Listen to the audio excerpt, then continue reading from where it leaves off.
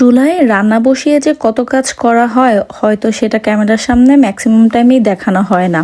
তো রান্না শুরু করার আগে আমি কিভাবে প্রিপারেশনটা নেই সেটাই আজকে আপনাদের সাথে একটু ছোট্ট করে শেয়ার করি, আর রান্নার মাঝে মাঝে আমি কি করি সেটাও একটু শেয়ার করি। তো গরুর মাংস এদিকে আমি কেটে নিচ্ছিলাম, তো একদম মানে সলিড মাংসটা ছিল, এটার মধ্যে কোনো হাড় ছিল না, প্লাস কেটেও আনিনি।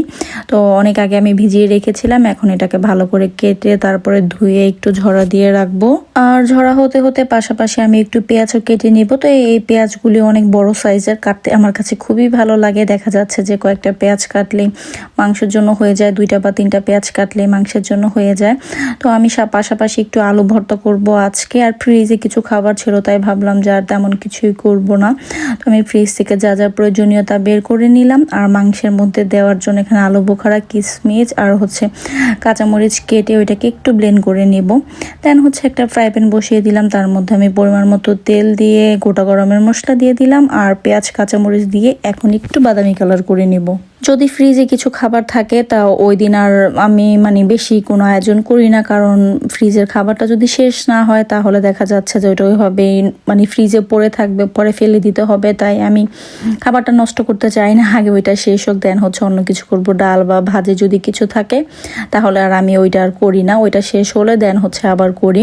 তো যখন পেঁয়াজটা একটু মজে এসেছে তখন এর মধ্যে আমি 1.5 চামচের মতো আদা রসুন পেস্ট দিয়ে দিয়েছি। এখানে 1 চামচ আমি মরিচের গুঁড়া দিয়েছি, 1/2 চামচ ধনিয়া গুঁড়া, 1/2 চামচ জিরা গুঁড়া, 1 চামচ দিয়েছি গরুর মাংসের মশলা, পাশাপাশি দিয়েছি জয়ফল জৈত্রী বাটা, হলুদের গুঁড়া দিয়েছি 1.5 চামচ, স্বাদ মতো লবণ, আর আলু বোখারার যে পেস্টটা করেছিলাম সেটাও দিয়ে দিয়েছি। তো পাশাপাশি যেহেতু ওদিন রবিবার ছিল, আমরা বাসায় ছিলাম, তো সকালে নাস্তার পরে চা খাওয়ার পরে যা বের হয়েছে সেগুলোকেও আমি একটু ধুয়ে নিলাম, ঝরা দিয়ে দিলাম, আর এদিকে মাংসটা কষানো হচ্ছে।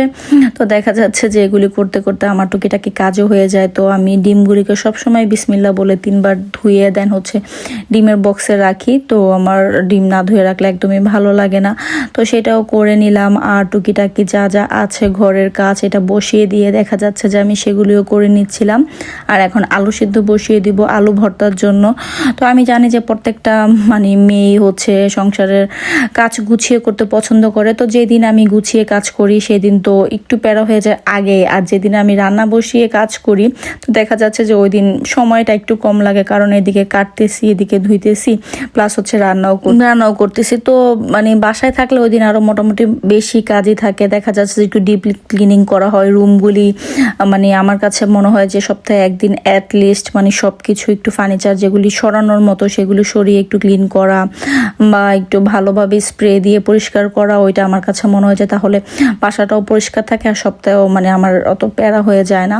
তো যাই হোক, এদিকে আমি ভাতও বসিয়ে দিয়েছি আর মাংসটাও ভালো করে কষানো হয়ে গিয়েছে। দেন এর মধ্যে আমি ঝোলের জন্য পরিমাণ মতো পানি দিয়ে দিলাম, আর ওইদিকে আলুটাও প্রায় সেদ্ধ হয়ে গিয়েছে। এখন আমি মাংসটার মধ্যে একটু জিরা ফাঁকি দিয়ে দিয়েছি, আর ভর্তার জন্য আলুগুলোকেও আমি ছিলে নিয়েছি। এদিকে পেঁয়াজ, ধনেপাতা আর শুকনা মরিচ আমি টেলে নিয়েছিলাম। তো কথা বলতে বলতে ভাতটা হয়ে গিয়েছে, সেটাকেও আমি ঝরা দিয়ে নিলাম। তো এখন ভর্তাটা করলে খাবার হয়ে যাবে, আর ফ্রিজে যা ছিল সেটাও বের করে নিব।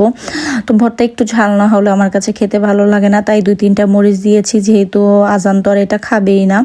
তো যাই হোক, আজকে ছোট একটা ভিডিও, আশা করি আপনাদের ভালো লাগবে। যদি ভালো লেগে থাকে তাহলে অবশ্যই একটি লাইক দিবেন, আর ভিডিও সম্পর্কে কোনো মন্তব্য থাকলে অবশ্যই আমাকে কমেন্ট করে জানাতে পারেন। ফেসবুক থেকে দেখে থাকলে অবশ্যই ফেসবুক পেজটিকে ফলো করে দিবেন, আর ইউটিউব থেকে দেখে থাকলে অবশ্যই ইউটিউব চ্যানেলটিকে সাবস্ক্রাইব করে দিতে পারেন। ভিডিওটি দেখতে দেখতে যদি ভালো লাগে যায় প্লিজ ভিডিওটিকে শেয়ার করে দিতে পারেন, যাতে অন্যান্য মানুষও দেখতে পারে। তো এই তো খাবার হয়ে গিয়েছে, টেবিলে খাবার দিয়ে দিয়েছি। তো আজকে এই পর্যন্ত, সবাই ভালো থাকবেন। আসসালামু আলাইকুম।